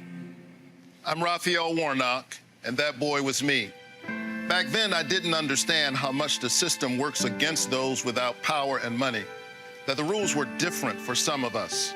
Too often, that's still true today, especially in Washington.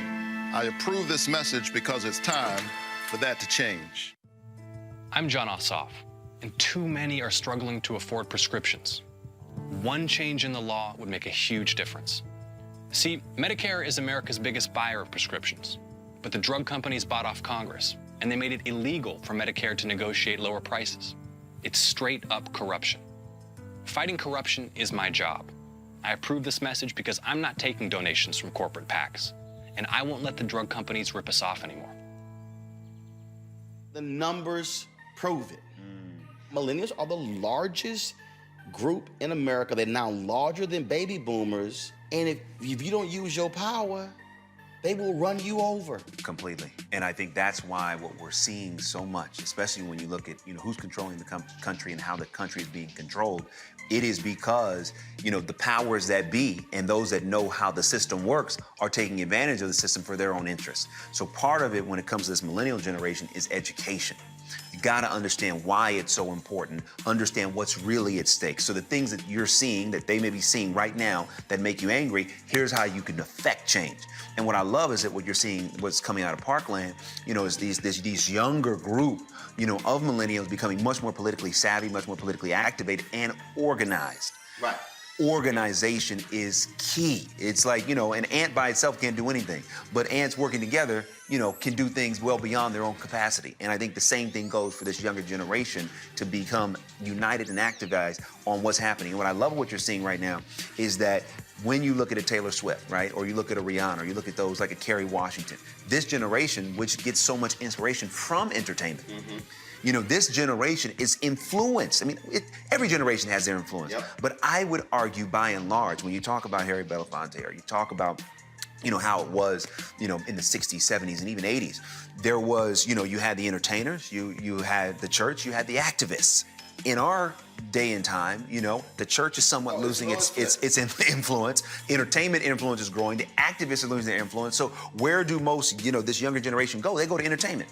And so the influencers' entertainment can actually move the needle. And when you see people become active, I love how this younger group of people are saying, wait a minute, we don't like what just happened with Kavanaugh. We're going to do something about it. We don't like the fact that there's no gun control. We're going to do something about it. And I do think that as tragic as these events are, they are becoming more galvanizing to get this younger group of voters, which is so influential, to get out and do what we know they can do, which is to help move the needle in a massive way.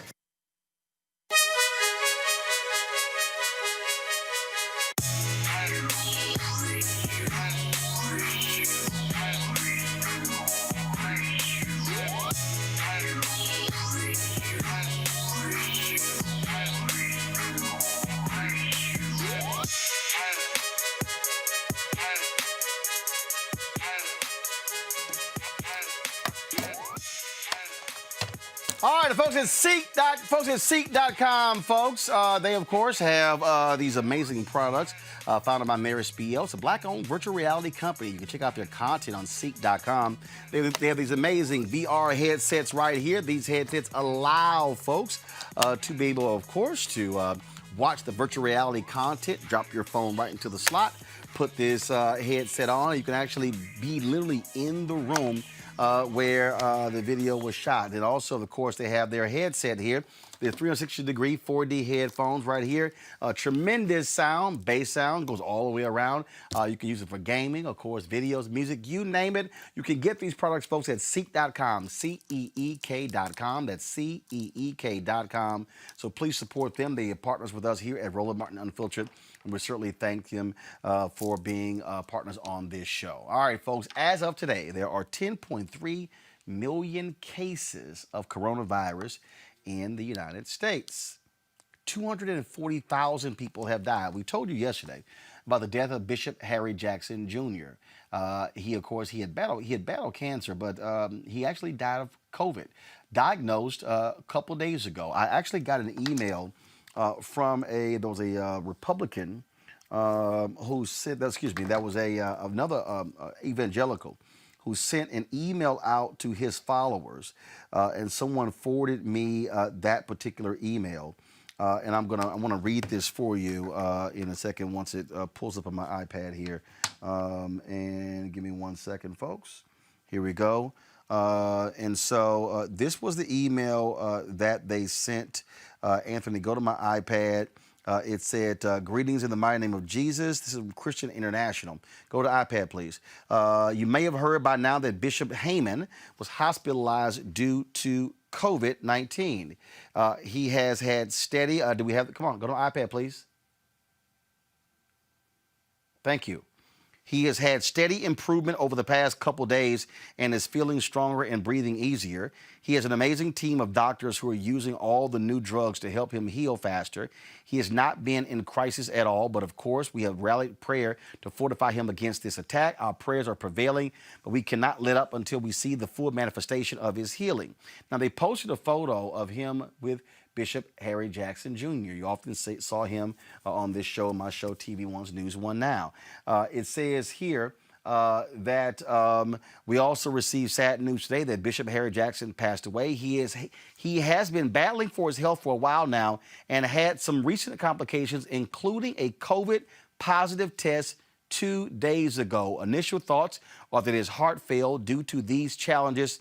Please be praying for his new wife, his family, and his church. He was a true general in the body of Christ and will be dearly missed. And he also, of course, was one of Trump's supporters. He was a evangelical supporting him.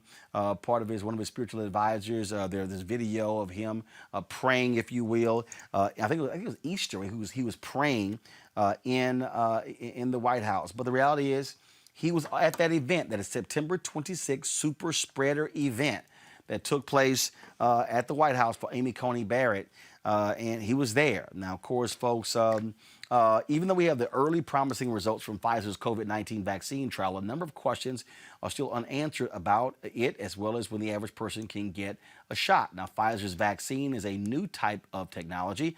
Joining us now is infectious disease specialist, Dr. Alexia Gaffney. Doc, glad to have you back on Roland Martin Unfiltered.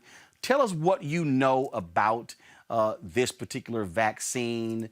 Pfizer announced 90% effective rate. They think they'll be able to have a massive number of dosages in 2021. Just your thoughts on it thus far. So the vaccine is an mRNA vaccine, which is not how we typically produce vaccines. So what this vaccine does when a patient is injected with this mRNA, it is basically the blueprint that the body needs to make a particular protein. So our body's cells will make what is equivalent to the spike protein that is on the surface of the coronavirus. And in response to the presence of this abnormal protein, the body's immune system will then begin to make antibodies, which is how our body fights infections, as well as produce possibly T cells, so the types of white blood cells that tell our body, hey, there's a foreign invader here. And that, according to this initial data from Pfizer, has shown efficacy rates of at or above 90% in their very preliminary clinical trials. What does that mean? Does it mean that do you take this before you get COVID, or do you take it after you've contracted COVID? So this is a vaccine. This is not a treatment. So an uninfected person, someone who is healthy and well, would get 2 doses of this vaccine to help their body mount an immune response so that when they encounter the virus in everyday life, their body is already prepared to fight off the infection. So think about, even though it's a different vaccine technology, it's being compared to the measles vaccine, right? None of us, or most of us, have not had measles because we got a vaccine to protect us from it, so that if and when we were exposed to it, we could not become infected, or we would not have a significantly symptomatic infection because our body is already prepared to fight off the infection. So does that mean that if I take this before I get it, I'm not going to get it? I'm not going to get COVID-19? I'm protected? Any idea how long am I protected? Does it give me 3 months, 6 months, a year? Do I have to keep taking it once a month? Do we know anything? So all we know right now from 94 positive cases out of 43,000 plus participants in this clinical trial is that 90% of the people who got COVID-19 infection and were a part of this trial did not receive the vaccine. So all we could say is that hopefully the 90% will hold true once. Hold on. You said did not receive the vaccine, meaning did not contract COVID. Right. So the participants who contracted the virus they were not the people who received the actual vaccine in the trial, or 90% of those 94 people who got a COVID infection that they got this data from, those people, 90% of those people were not vaccinated. So 10% of the people in that cohort of 94 people who had a COVID infection were vaccinated with their study drug. So the initial data is hopefully what we'll see when the population at large is vaccinated, that we'll continue to see 90% efficacy, although that those numbers may change as we look at a larger sample of people in the trial and as we start to get vaccine out to the general population. The other questions that you're asking, Roland, we just simply don't have enough data to answer. The information was released Sunday based on an independent review of this Pfizer study. And so as we received the information, the folks at Pfizer were receiving the information, but they can't yet tell us, how long the immunity will last. So they are planning to follow their study cohort for 2 years. And over that 2-year time, we will get more information as we go. But we don't know how long the efficacy will last because the trial has not gone on long enough to prove that. What we know right now is that people who receive the vaccine will need 2 doses of the vaccine. Those doses will probably be given 3 to 4 weeks apart. And we just have to hope that the efficacy that was seen in this small cohort of patients in this trial continues to hold true as more and more people get vaccinated. All right, then. Dr. Gaffney, we appreciate it. Thanks a lot. Absolutely. Thanks for having me on, Roland. You. Joseph, I got a kick out of the fact that you had Donald Trump Jr. who was complaining, so now y'all released this information. Geraldo said that if this was released 2 weeks ago, it would have guaranteed Trump's victory. And in fact, Mike Pence released a statement saying, this was because of our operation. Then Pfizer came back and said, no, actually, this didn't happen because of your operation, whatever they call it, because we weren't even participating in your. I mean, it was sort of like the Trump administration was taking credit for something they had nothing to do with. Well, look, it was a 2-part thing, right? So it's like they weren't necessarily a part of Warp Speed, but then the contract that they were actually given, that had the funds allocated for, came out of Warp Speed. Look, it's a mixed bag. I think, again, to the point that's been beaten home today, is that obviously when it comes to the Trump administration, it's very difficult to know what to take seriously and what not to take seriously. I think to our point, I mean, one of the things that I would like to know more about this Pfizer case, obviously early on your show this year, you had the presidents of Xavier and Dillard come on talking about the fact that we had African-Americans who were underrepresented in some of these studies. And so, again, what is the efficacy as it relates to people of color? What are the issues that we're going to be dealing with as it pertains to, is this going to be approved for Black people to take? Is this going to be approved for women to take? Obviously, there are certain drugs, blood pressure medications and the like, that they have certain restrictions because there weren't enough people in these cohorts. Or those are the types of things that hopefully we can get to come out of this and get out of such of a Trump-centric approach to a global health crisis that's impacted too many lives. Well, and look, what we're dealing with, Julian, here is the reality that, we are used to them lying, taking credit for things that they had nothing to do with. But bottom line is we kind of got a reason not to trust them because they kind of been lying a lot. Everybody has bleach in their kitchen. So, if we believe them, everybody would have shot up bleach. So, just saying. But, Roland, the thing that the doctor pointed out, 94 cases is a very small number of cases with COVID. We really need to see a lot more information. And then there's the issue of distribution. From what I understand, this vaccination will have to be kept somewhere way below freezing. I forgot how many degrees. It's way below freezing. And most places do not have the capacity for that level of coldness. So are we going to have to develop refrigerated trucks or something, very refrigerated trucks, to get this out?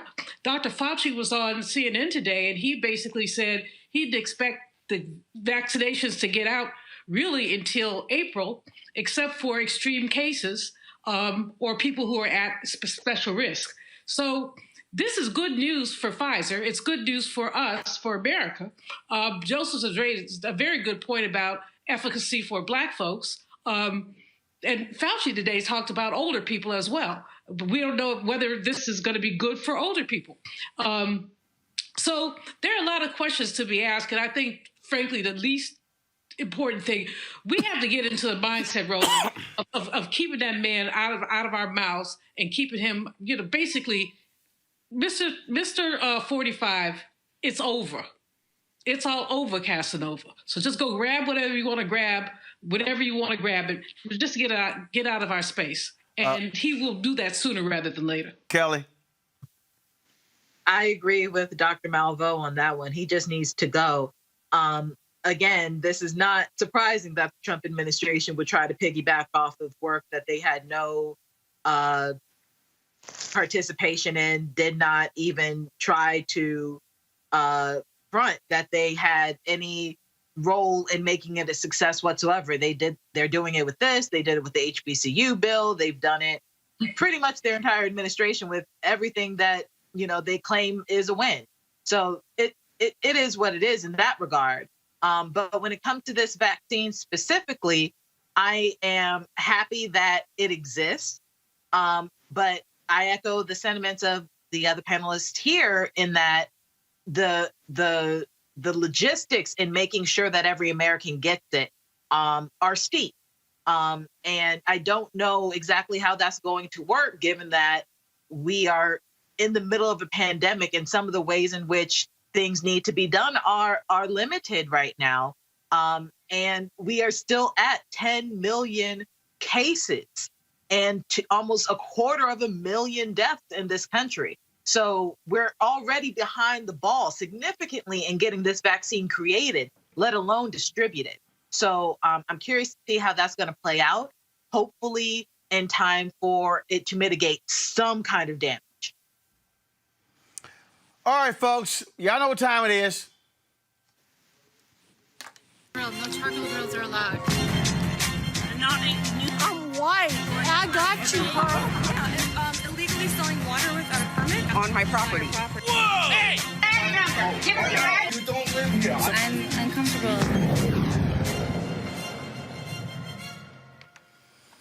All right, y'all. So Twitter was like a little crazy today because there's this there's a Republican named Dean Browning out of Pennsylvania.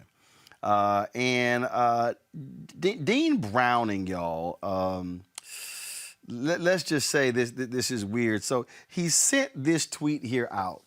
I'm a black gay guy, and I can personally say that Obama did nothing for me. My life only changed a little bit, and it was for the worse. Everything is so much better under Trump, though. I feel respected, which I never do when Democrats are involved.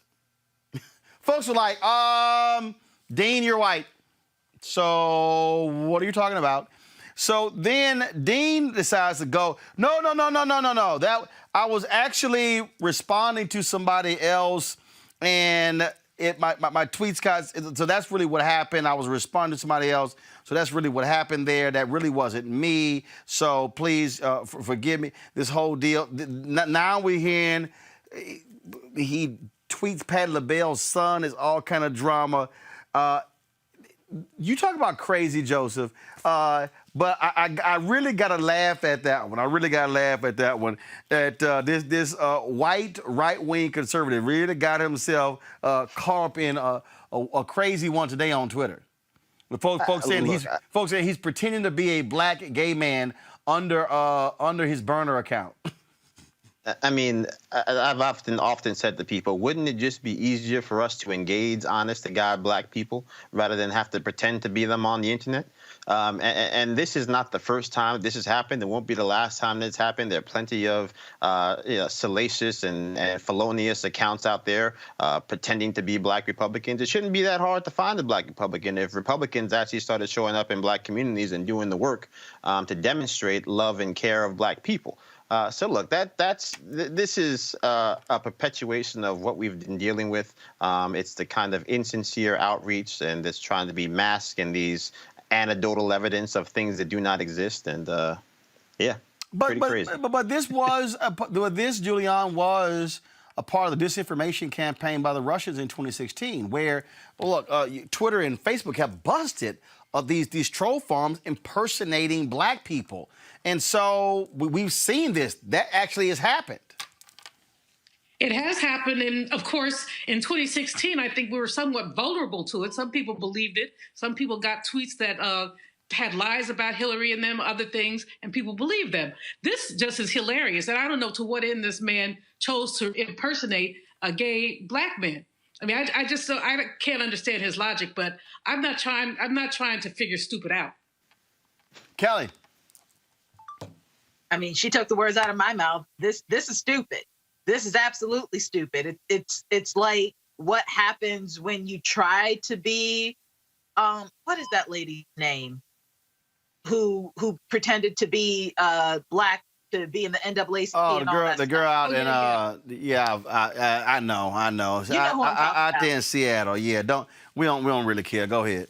I mean, it's like a Twitter version of that, only it happened in Rachel Dolezal. Dolezal, thank you. But it's like a Twitter version of Dolezal, only in a very small fraction of the time. We caught it in time for not a whole lot of damage to be done.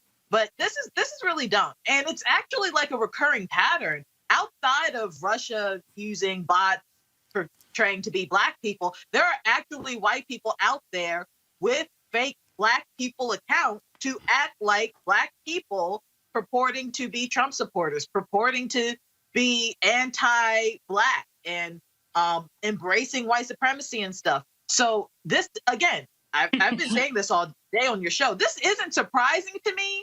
It's just sad. It's really, really pathetic that people think that they can keep doing this without, and get away with it. Well, we do have to understand, look, misinformation has been targeted at black people, and it has been effective, especially with black men. Panel, I certainly appreciate it.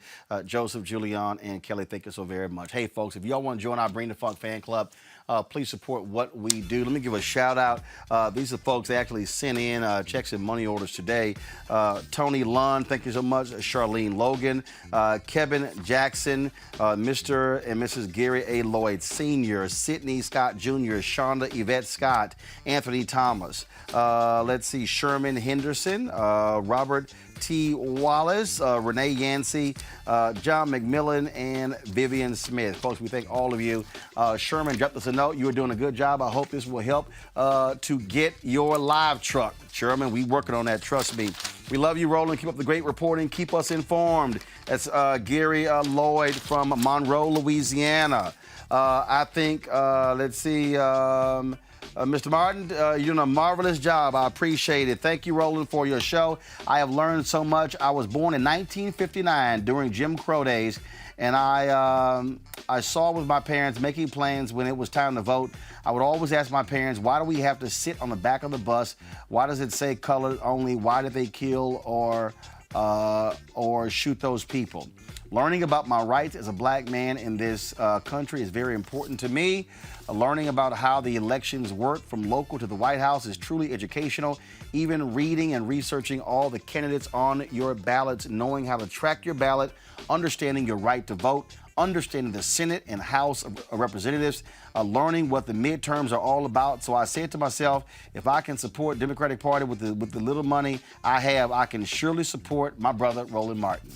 Man, I certainly appreciate that. Thank you so very much, folks. That's the impact we are having with this show. Y'all can support us. We probably are moving close to 14,000 fans. Our goal by the end of the year is to have 20,000 of our fans supporting this show. Nearly 8,000 of y'all are on YouTube today. If y'all are on YouTube, you can give right there on YouTube, joining our Bring the Funk fan club. Our Cash App is $RM Unfiltered, PayPal.me/R Martin Venmo.com/RM Unfiltered. You can also send a money order to New Vision Media Inc., NU Vision Media Inc., 1625 K Street Northwest, Suite 400, Washington, D.C., 2006. Folks, that's important because we are gearing up for Georgia. Pull the lower third up, please. You saw it during the show. We're going to have this running through December 7th. That is the runoff. The deadline to register for the runoff on Georgia is December 7th. Go to iwillvote.com. Go to vote.org. to actually register. Even if you did not vote in the general election, you can still vote in the runoff. We're going to be spend lots of time in Georgia. That's why your dollars will support us in what we do.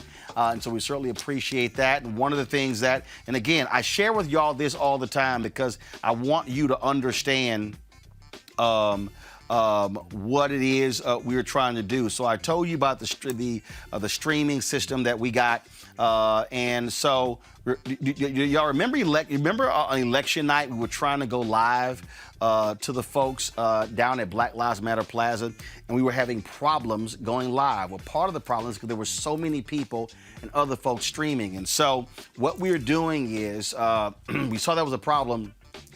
We reached out to the company here. They have a thing called Live View Extender. Go to my iPad, please. They have a thing called Live View Extender. You will see that it's mounted on top of trucks. You see that right here on a vehicle, but you can also put it on the tripod where you're broadcasting from, and you see it right here. Well, that's $12,000. We're going to get one of those. So that way, when we're out in rural places in Georgia, if we're actually in congested places in the city and lots of people, we're going to be able to get our signal out to be able to broadcast the show and live stream. Again, that's $12,000. So what we are doing, so when I tell y'all that we are serious about this and what we're doing, how we're building, how we're doing things, that's exactly what we're doing. We're sitting here, in the studio right now. We've made lots of improvements here. I think, Anthony, you can even switch. Hold on, let me do this here. You can switch this here so you see, folks. Normally we have it, so go to my iPad so you see. We've got all these monitors right here, folks. That is, of course, the live feed. That's the program feed in the center. We're able to watch other networks when we're actually live on the show. You see all the lighting system we put in. All of these things are happening. That's what your dollars go to support. So please join our fan club right here on Roland Martin Unfiltered. And don't forget, you can also listen to our podcast on the iHeart Radio app. All right, folks, I got to go. I'll see you guys tomorrow on Roland Martin Unfiltered. Don't forget, subscribe to our YouTube channel. We are at 600 and where are we right now? 671,000 subscribers, 4,000 away from 675,000. If you watch our YouTube channel and don't subscribe, go ahead and click the subscribe button and click the bell so you can turn on your notifications. And when we go live, you'll know it. All right, y'all. I'll see y'all tomorrow.